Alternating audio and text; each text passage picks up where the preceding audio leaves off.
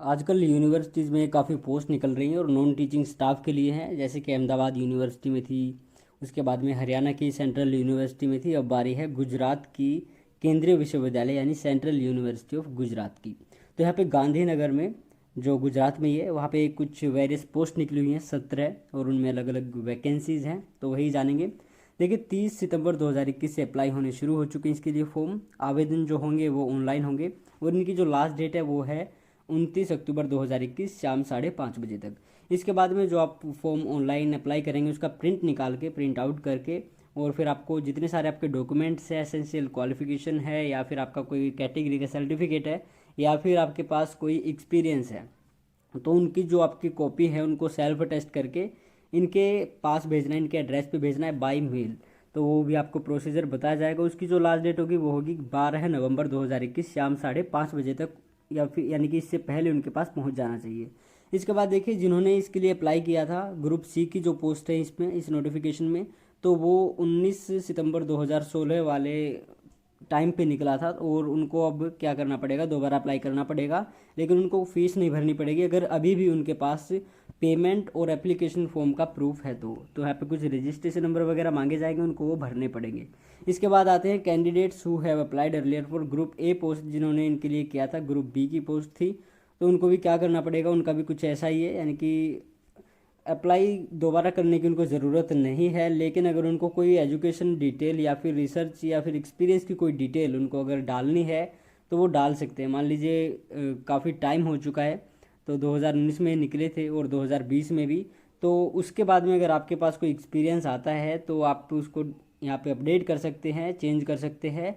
लेकिन जो आप चेंज करेंगे, मान लीजिए 1 साल का एक्सपीरियंस, तो कुछ लोगों का होगा कि उस टाइम पे लास्ट अटैम्प्ट था, लेकिन अब वो कोई करेक्शन है अपडेट करते हैं, और अब यानी कि इसी हिसाब से एक जो इन्होंने क्वालिफिकेशन की जो डिटेल है इससे पहले कंप्लीट होनी चाहिए 29 अक्टूबर 2021 से। तो इस यही उनके लिए मान्य होगी, यही डेट मान्य होगी अगर वही कोई कोई अपडेट करते हैं, यानी कि कुछ नया ऐड करते हैं तो। अदरवाइज़ वो एलिजिबल उस टाइम थे तो अच्छी बात है।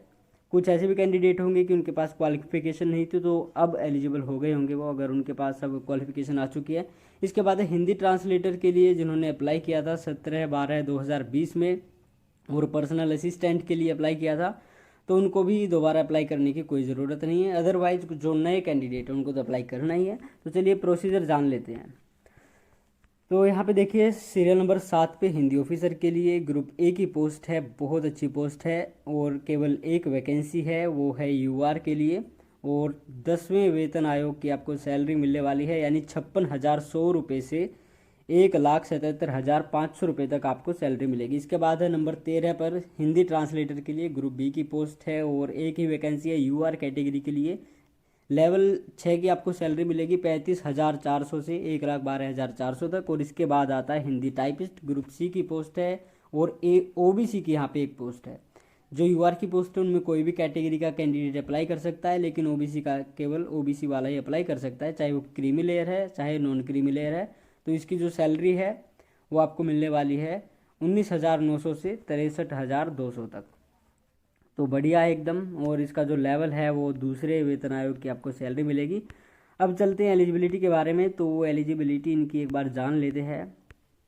तो यहाँ पे देखिए हिंदी ऑफिसर की एज लिमिट जो सबसे पहले हम आपको बता रहे हैं, डायरेक्ट रिक्रूटमेंट होगी, एज लिमिट है 40।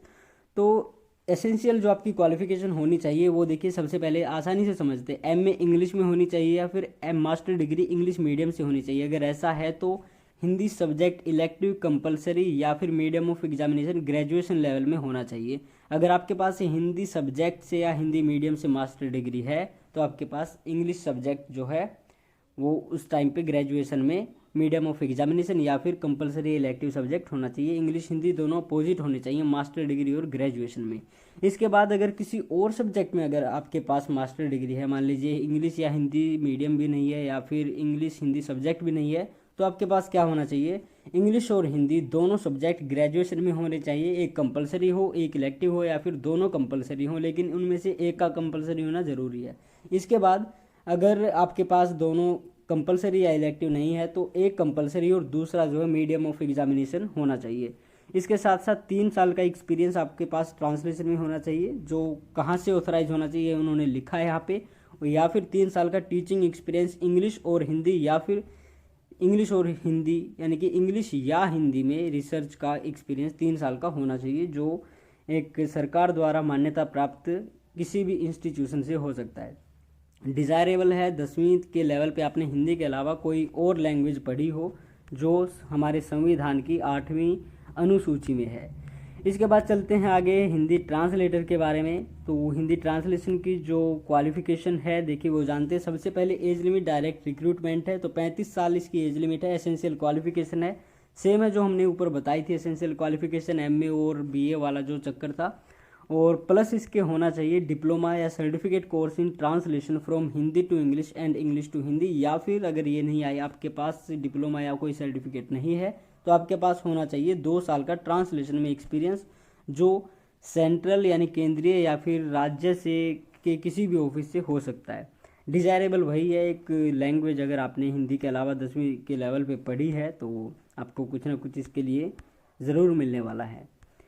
इसके बाद है हिंदी टाइपिस्ट, तो 30 साल इसकी एज लिमिट है और 12वीं आप पास होने चाहिए। और आपकी जो टाइपिंग स्पीड है बहुत अच्छी मांग रखी है, ज़्यादा नहीं है, 30 वर्ड्स पर मिनट हिंदी टाइपिंग स्पीड होनी चाहिए। और साथ में आपको कंप्यूटर की एप्लीकेशन एमएस ऑफिस का पूरा ज्ञान होना चाहिए। और यहाँ पे प्रोबेशन का जो पीरियड है वो 2 साल का इसका है, जहाँ पे भी प्रोबेशन पीरियड अप्लाई होता है 2 ही साल का है।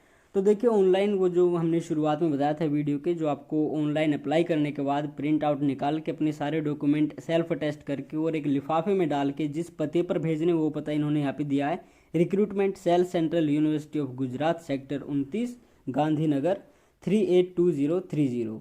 और ये 12 नवंबर 2021 शाम 5:30 बजे से पहले उनके पास पहुंच जाना चाहिए। कोशिश करें जिस दिन अप्लाई करें उसके अगले दिन ही या फिर उसी दिन प्रिंट आउट निकाल के और फटाफट से अपने दस्तावेज जिनके पास भेज दें। ये स्क्राइबिंग के लिए है कुछ, तो अगर आप चाहते हैं सुपर स्क्राइबिंग तो यहाँ पे इसको देख सकते हैं।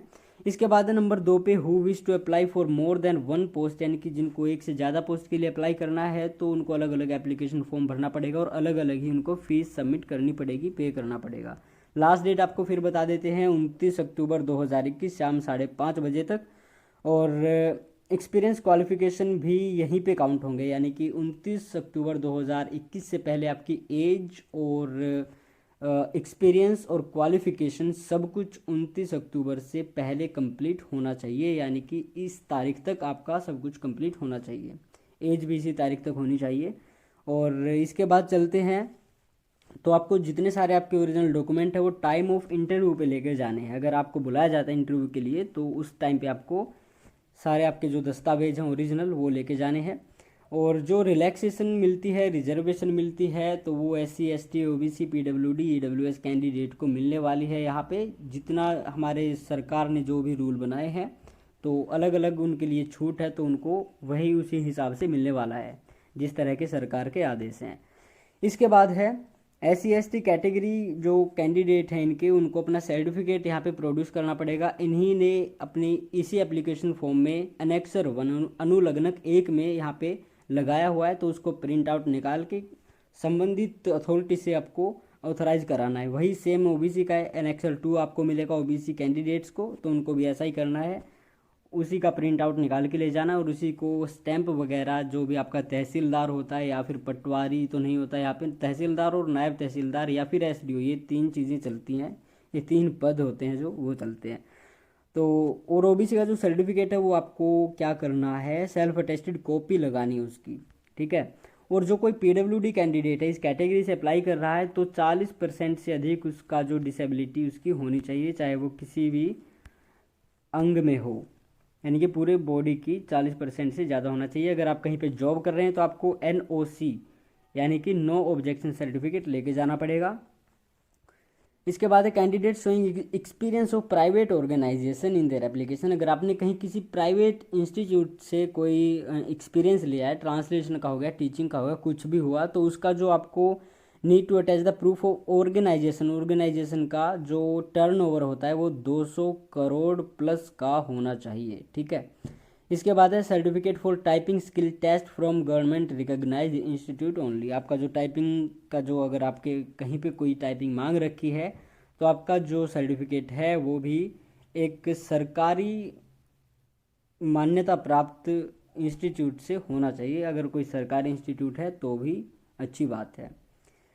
और इसके बाद है नंबर 30 पे, यूनिवर्सिटी जो है या तो आपका रिटन टेस्ट लेगी या फिर स्किल टेस्ट लेगी, जो भी है वही तय करेंगे इसके बारे में। और आपको जो न्यू पेंशन स्कीम का भी लाभ यहाँ पे मिलने वाला है, और यूनिवर्सिटी का राइट है कि इसमें किसी भी प्रकार का चेंज हो सकता है, या फिर ये आपकी जो रिक्रूटमेंट इन्होंने निकाली है किसी भी तरह का चेंज हो सकता है, डेट में लेके, एलिजिबिलिटी को लेके, पोस्ट को लेके, या फिर ये रद्द भी कर सकते हैं, कैंसिल भी हो सकता है। हर तरह के इनको अधिकार हैं। टीएडीए नहीं दिया जाएगा, या फिर और अगर SC/ST PWBD candidate second class single railway से अगर बैठ के आते हैं कहीं दूर से, तो उनको रिम्बर्समेंट यानी कि यहाँ पे फॉर्म भराया जाएगा, तो उनको मिलेगा कुछ रिलैक्सेशन, और वो मिलेगा इंटरव्यू देने के बाद। आपका जो कॉल लेटर है, हॉल टिकट है, वो आपकी ईमेल पर आएगा। तो ये सब चीज़ें आपको अच्छी तरह से ध्यान से स्पेलिंग वगैरह देख के भरनी पड़ेगी। अगर आपके पास कोई इस तरह का पत्र आपके कारण आपने कोई गलत जानकारी वहाँ पे दी है, तो इसका जो जिम्मेदारी यूनिवर्सिटी नहीं लेती है, ये इसके लिए जिम्मेदार नहीं होंगे। आगे है shall be required to produce a medical fitness certificate from medical board. अगर आपका सिलेक्शन होता है तो आपको मेडिकली फिट होना बहुत ज़रूरी है, और मेडिकल बोर्ड से एज स्पेसिफाइड यूनिवर्सिटी, यानी कि यूनिवर्सिटी जिस बोर्ड में आपको भेजेंगे मेडिकल बोर्ड में, उन्हीं से आपका जो फिटनेस होना चाहिए, मेडिकली फिट होना चाहिए, कोई किसी तरह की कमी नहीं होनी चाहिए। आपकी जो फीस है वो नॉन रिफंडेबल है, और आप लगातार अपनी मेल आईडी चेक करते रहिए, कभी भी आपका एडमिट कार्ड आ सकता है लास्ट डेट के बाद। इसके बाद है सीरियली नंबर्ड एंड इंडेक्स। जो आपके डॉक्यूमेंट्स हैं वो सीरियल वाइज और अच्छे क्रम में होने चाहिए, जो भी आप यहाँ पे डॉक्यूमेंट अटैच या सबमिट करते हैं तो। और ऑफर ऑफ अपॉइंटमेंट भी आपको यहाँ पे मिलने वाला है। टर्म्स एंड कंडीशंस इनकी जो हैं उसमें सारी लिखी होंगी, वो माननी पड़ेंगी। अगर आप नहीं मानते हैं तो आपको यहाँ पे रिजेक्ट कर दिया जाएगा। इसके बाद है जो ज़रूरी चीज़ है नंबर 49 पे, तो आपके लिए फ़ीस जनरल कैंडिडेट को 1000 रुपये अदा करने पड़ेंगे, OBC EWS को 500 रुपये, बाकी SC/ST PWBD एक्स सर्विसमैन और महिलाएं चाहे किसी भी कैटेगरी की हों, इनको कोई फीस नहीं देनी है, सिर्फ अप्लाई करना है। इसके बाद यहाँ पे गाइडलाइन दी हुई है कि किस तरह आप ऑनलाइन फॉर्म भर सकते हैं, तो इसको आप पढ़ लेना। अदरवाइज आजकल इतना मुश्किल नहीं है, क्योंकि सभी बच्चे मोबाइल से ही या फिर अपने डेस्कटॉप लैपटॉप से अप्लाई कर लेते हैं, तो ऑनलाइन अप्लाई करना कोई इतनी बड़ी बात नहीं है। आगे चलते हैं। नेक्स्ट 1 आ गया SC/ST सर्टिफिकेट, जो SC/ST कैंडिडेट्स को निकालना है, प्रिंट आउट करना, और यहाँ पे आप किसी भी कोर्ट वगैरह में जा सकते हैं। इसके बाद आता है OBC का Annexure 2, और इसके बाद आता है फिर EWS का। कोई कैंडिडेट अगर EWS कैटेगरी से है या फिर अप्लाई करना चाहता है, इस कैटेगरी से एलिजिबल है, तो यहाँ पे इसको डाउनलोड कर सकता है। और 3 यहाँ पे सर्टिफिकेट दिए गए हैं PWBD कैंडिडेट के लिए, जो अलग अलग हैं, क्योंकि ये जो कैटेगरीज़ हैं इनमें अलग अलग इनकी जो है कैटेगरी होती है, इस कैटेगरी में भी कैटेगरी होती है। और इसके बाद है form of certificate for reservings defence personnel, यानी कि अगर आपने कहीं पे कोई डिफेंस में काम किया है तो उसके लिए वो अलग से इन्होंने फॉर्म लगाया हुआ है।